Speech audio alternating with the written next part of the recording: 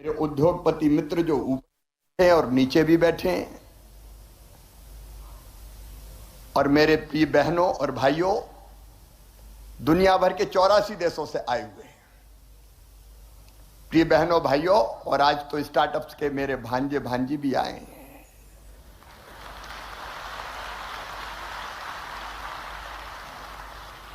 हमारे आदरणीय केंद्रीय मंत्री अभी बोल रहे थे, देखो अगर इनका साथ ना होता, अकेले मैं नहीं, प्रधानमंत्री श्रीमान नरेंद्र मोदी जी का मार्गदर्शन, उनकी विजनरी लीडरशिप और सदैव उनका साथ, हमारे केंद्रीय मंत्रीगणों का सहयोग, जब जब जरूरत पड़ी, चाहे नरेंद्र जी हो, चाहे सिंधिया जी हो, चाहे फग्गन सिंह जी हो, चाहे वीरेंद्र कुमार जी हो, हम कदम से कदम और कंधे से कंधा मिलाकर साथ चले। और मेरे मंत्री साथी बैठे हैं, इस सफलता में बराबर के भागीदार राज्य मंत्री परिषद के सदस्य भी हैं, अधिकारी कर्मचारियों की टीम भी है। और जो सफलता साझी होती है, मैं सारी टीम को बधाई देता हूं। लेकिन मित्रों, अब विदाई की बेला है। विदाई की बेला में एक बार फिर स्वागत, लेकिन विदाई का मतलब परमानेंट विदाई नहीं है। जिनने इंटेंशन ऑफ इन्वेस्ट दिए हैं उनको मैं छोड़ूंगा नहीं।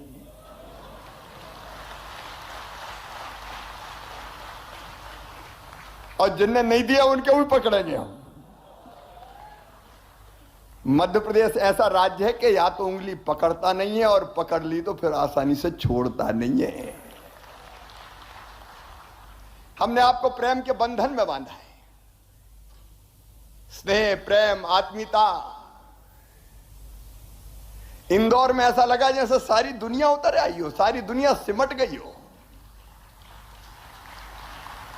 पूरा पश्चिम, उत्तर, दक्षिण, अलग भाषा, अलग वेश, अलग रंग, लेकिन सब मिलके एक हो गए। इंदौर का रंग ही अलग जम गया।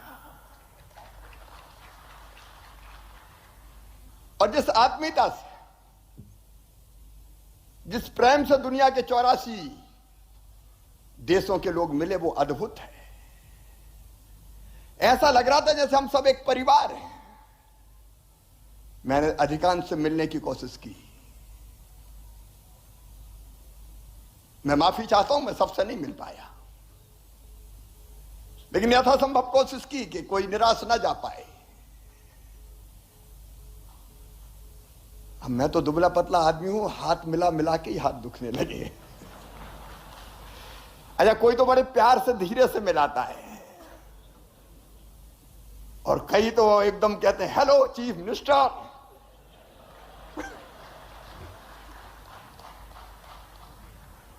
लेकिन अद्भुत प्यार है। और सचमुच में मुझे लगता है कि यही भारत के संस्कार भी है। हमारे प्रधानमंत्री जी ने G20 के लिए भी वसुधैव कुटुंबकम का मंत्र दे दिया। और प्रधानमंत्री जी ने जो कहा वो भारत की परंपरा है। आत्मवत सर्वभूतेषु, मतलब अपने जैसा सबको मानो। सब अपने जैसे, मतलब अपने ही है। कोई किसी देश का हो, अगर हम सब मिलके एक हैं, पूरा विश्व एक परिवार है। ये भारत के प्रधानमंत्री नरेंद्र मोदी हमारे ग्लोबल लीडर भी कहते हैं, और वो यहां दिखा। भारत का कहना है जियो और जीने दो। हम अकेले नहीं जीते, जियो और जीने दो। और विश्व का कल्याण हो। ये तो हमारे यहां, मैं विदेशी मित्रों से मेरी बात सुन रहे होंगे, ट्रांसलेशन की व्यवस्था है। हमने बच्चों को भारत के गांव में सिखाया है, धर्म की जय हो, अधर्म का नाश हो, प्राणियों में सद्भावना हो, और विश्व का विश्व का कल्याण।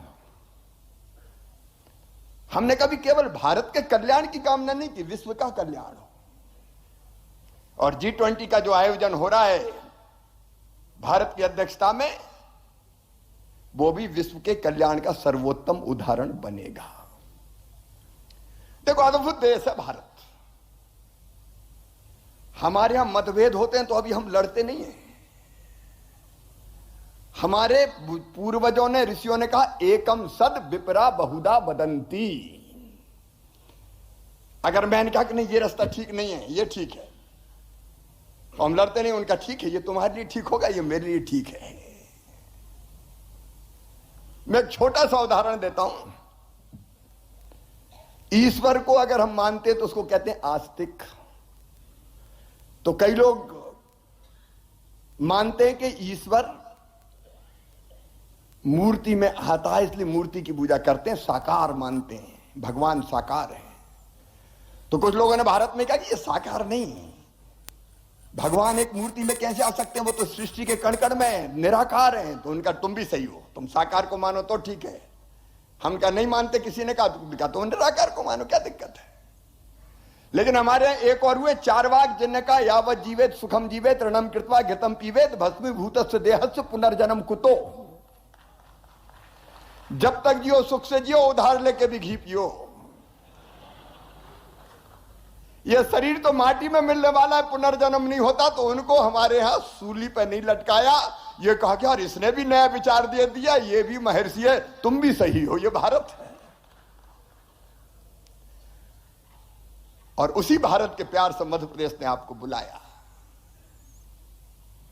मुझे कहते हुए प्रसन्नता है, ग्लोबल इन्वेस्टर समिट में 10 पार्टनर कंट्री में उनको धन्यवाद देता हूं। Japan, Canada, Netherlands, Guyana, Mauritius, Bangladesh, Zimbabwe, Suriname, Panama, Fiji, सबने अपने स्टॉल भी लगाए। 35 देशों के या तो एम्बेसडर या काउंसलेट जनरल या डिप्टी चीफ ऑफ मिशन उपस्थित रहे। 84 कंट्रीज ने पार्टिसिपेट किया है। 447 इंटरनेशनल बिजनेस डेलीगेट्स और 401 इंटरनेशनल बायर्स शामिल हुए। अभी बायर सेलर मीट के समय में चला गया तो ऐसी भीड़, ऐसे प्रेम से बैठे थे लोग, आपस में चर्चा कर रहे थे। इसने केवल हमसे नहीं जोड़ा, बायर सेलर को भी आपस में जोड़ दिया। लगभग 5000 से ज्यादा डेलीगेट आए। मुझे बताया कि जो एग्जीबिशन लगी 7000 से ज्यादा लोगों ने देखी। और सचिन जी यहां बैठे, G20 भी सारे के सारे 20 देश आए। G20 के बिजनेस डेलीगेट्स ने भाग लिया। एग्जीबिशन में आप जरूर, जिन ने नहीं देखा हो जरूर देख के जाना, अद्भुत है दोनों एग्जीबिशन, डिजिटल भी और मध्य प्रदेश पे आश्रित भी। 2600 से ज्यादा B2B मीटिंग हुई,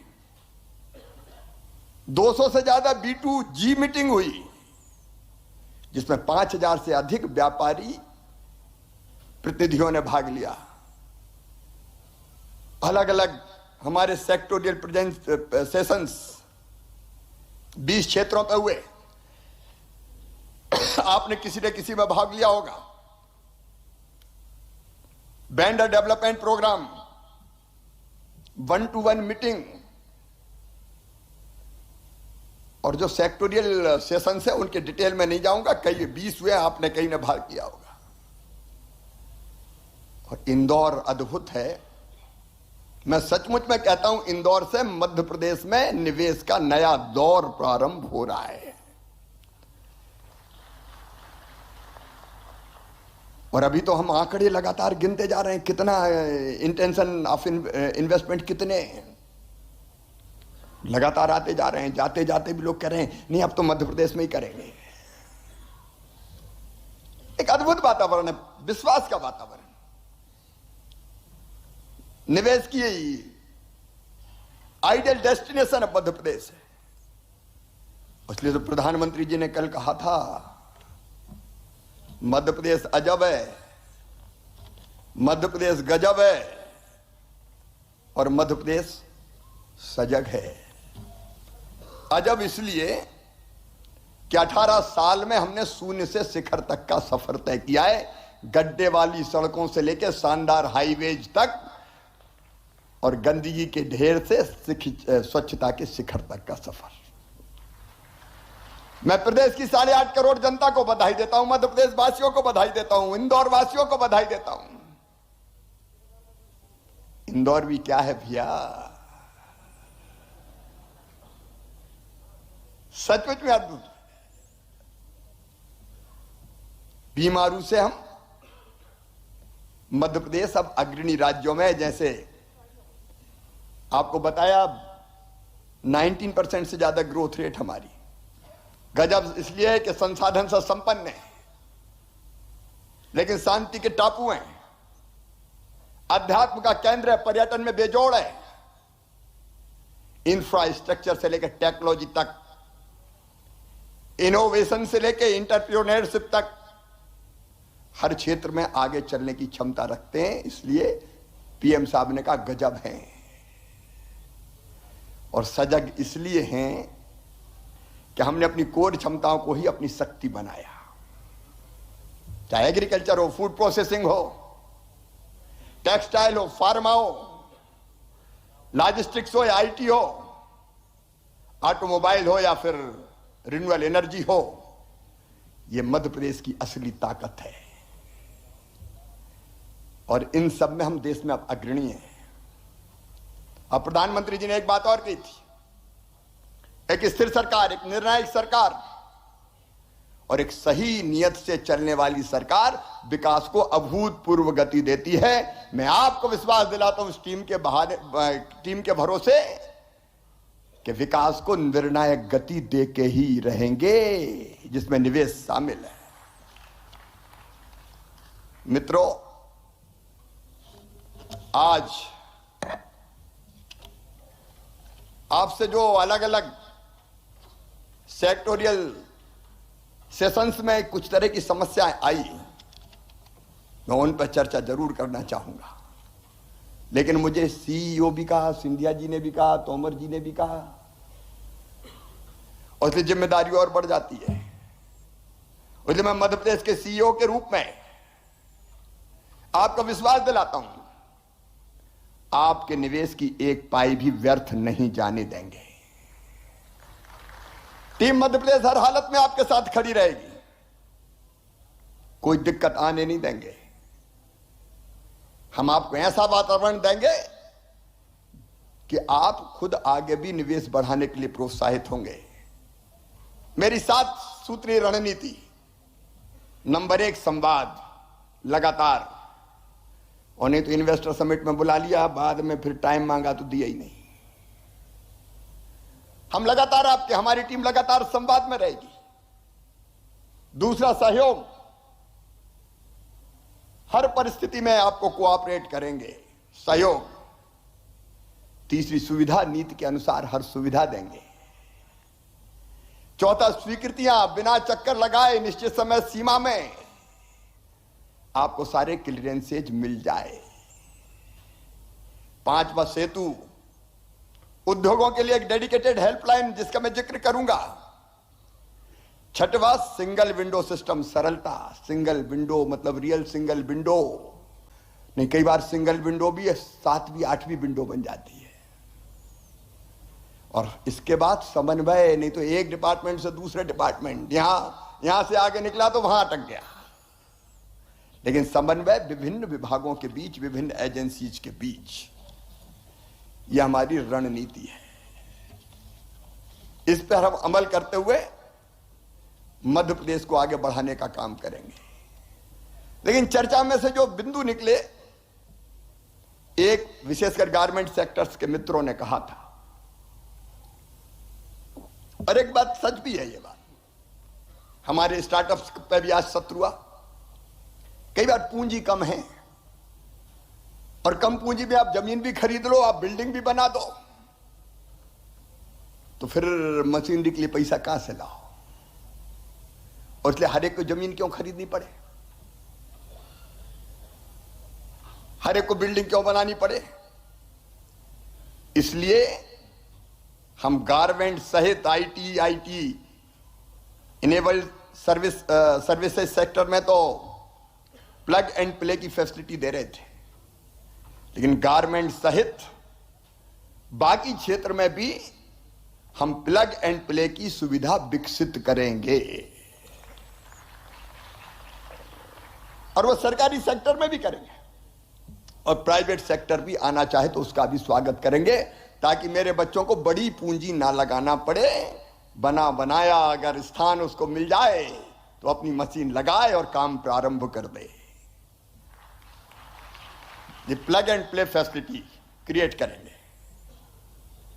और दूसरी चीज मैं बहुत महत्वपूर्ण मानता हूं, कई तरह की कठिनाई आती है, उन कठिनाइयों को अगर आए तो हर कठिनाई के लिए लोग भोपाल आए, ये जरूरी नहीं है।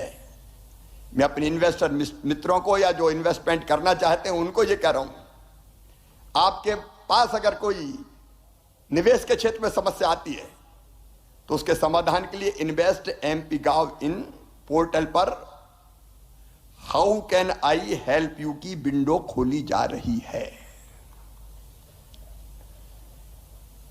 आप अपनी समस्या का उल्लेख करें, उसके बाद मेरी टीम आपसे संपर्क करेगी, और जब तक संतोषजनक समाधान नहीं होगा हम फॉलो अप करते रहेंगे। और महीने में एक दिन मैं खुद भी जो समस्या आई उनकी समाधान हुआ कि नहीं हुआ उसकी समीक्षा करूंगा। मैं समझता हूं यह निवेश के लिए बहुत महत्वपूर्ण होगा। और नंबर 3, मध्य प्रदेश में ईज स्टार्टिंग बिजनेस और ईज ऑफ डूइंग बिजनेस को सुनिश्चित करने के लिए मेरी सरकार प्रतिबद्ध है, और इसी क्रम में हमने एक बड़ा निर्णय लिया है। और वो बड़ा निर्णय यह है कि हमारे चिन्हित अधिसूचित क्षेत्रों में, चाहे वो हमारे औद्योगिक क्षेत्र हो और चाहे हमारे एमएसएमई हो, मैं ये कह रहा हूं कि उद्योगपतियों को जमीन मिल गई तो उद्योग लगाने के लिए कोई अनुमति नहीं लेनी पड़ेगी। कोई अनुमति लेने की जरूरत नहीं। क्लियरेंस के लिए घूमते रहो कई दिन तक। आपको इंडस्ट्रियल स्टेट में जगह मिल गई, एमएसएमई की जगह मिल गई, तो कोई अनुमति नहीं लेनी, काम शुरू करो। अरे इन्वेस्टर पर भी भरोसा करो भाई, वो जमीन उठा के थोड़ी ले जाएंगे कोई। तो इस पे ताली बजाना तो जोर से बजाओ। अपन तो इनफॉर्मल बात कर रहे हैं, क्योंकि कहीं ने बताया कि यार ये समस्या, अब इसकी क्लियरेंस, अब उसकी क्लियरेंस, क्लियरेंस में ही क्लियर हो जाता है मामला कई बार। अब अटकने नहीं देंगे, भटकने भी नहीं देंगे। ले लगाओ, जो नियम प्रक्रिया खुद ही पालन करो। आप पर भरोसा पूरा। और इतने ही नहीं, जो डीम्ड स्वीकृतियां के कंप्लायंस है उनके संबंध में भी उद्योग की स्थापना से लेकर 3 साल तक कोई भी सक्षम अधिकारी उद्योगों का निरीक्षण नहीं करेगा। इस पे भी जोर से ताली बजा। मेरा भाव समझ गए होंगे आप। और नहीं तो इंस्पेक्टर साहब आ गए, दिखाओ। अब बेचारे को लगाए उद्योग, देर नहीं हुई, बताओ। अब बताओ में ही हालत खराब हो जाती है उसकी। चेक करो, कोई चेक फेक नहीं जी, पूरा भरोसा आप पे। आप आइए, इन्वेस्टमेंट कीजिए, लगाइए, अनुमति की जरूरत नहीं है और कोई निरीक्षण परीक्षण की भी जरूरत नहीं है। नियम और प्रक्रियाओं का आप पालन कीजिए। मामा को आप पे पूरा विश्वास है, आइए। क्योंकि बाधाओं को दूर करना हमारा काम है। फैक्ट्री लाइसेंस, डेवलपमेंट प्लान का अप्रूवल, भूमि आवंटन स्वीकृति, boiler registration, fire NOC, trade licence, नई हाई टेंशन लाइन कनेक्शन की स्वीकृति, तो पता चला बिजली वाले नहीं मिल रहे कई दिन तक। औद्योगिक क्षेत्र में भवन निर्माण, building permission, recycling treatment, solid waste management, नए डीजल जनरेटर सेट इंस्टॉल करने की परमिशन। अब तो आप पे भरोसा है यार, आगे बढ़ो, अपन को मध्य प्रदेश को आगे बढ़ाना है, मिलकर बढ़ाना है। और दुनिया के प्रगति और विकास की मैं कामना करता हूं। मेरा पूरा विश्वास है कि प्राइम मिनिस्टर श्रीमान नरेंद्र मोदी जी के नेतृत्व में भौतिकता की अग्नि में दग्ध विश्व मानवता को भारत शांति के पथ का दिग्दर्शन कराएगा। हम दुनिया की प्रगति और विकास में भी योगदान देंगे, और यहां भी मध्य प्रदेश समृद्ध बने, विकसित बने, आगे बढ़े। हम गरीब फरीब अब नहीं रहेंगे, बहुत हो गया जी, हम भी आगे बढ़ेंगे। पर कैपिटा इनकम अभी 1,37,000 है, अभी बहुत बढ़ाना है। हमारे बच्चों को रोजगार, वो खुद उद्योग लगाएं या लगने वाले उद्योगों में अपने टैलेंट का इस्तेमाल करें। आज मुझे प्रसन्नता ये कहते हुए मेरे बेटा बेटियों, जो हमारे पास इंटेंशन ऑफ इन्वेस्टमेंट आए हैं, मैं अब उसका उल्लेख करना चाहता हूं। रिन्यूएबल एनर्जी, नवकरणीय ऊर्जा में 6,09,478 करोड़ के 11,84,954 लोगों को रोजगार मिलेगा। Urban infrastructure 2,80,753 crore. अरे धन वर्षा हो रही है तो ताली वर्षा भी हो जाए। 4,50,127 को रोजगार। Food processing, agri processing 1,06,149 crore. 2,20,160 रोजगार। आईटी और आईटी के साथ जो एलाइड सेक्टर है 78,778। 2,22,371 को रोजगार। केमिकल और पेट्रोलियम उत्पाद 76,769 करोड़। 71,704 रोजगार। सर्विसेज में 71,351 करोड़। 1,66,700 रोजगार। ऑटोमोबाइल इंजीनियरिंग और ईवी, इलेक्ट्रिक व्हीकल 42,254 करोड़। 69,962 रोजगार। फार्मा और हेल्थ केयर 17,991 करोड़। 1,42,614 रोजगार।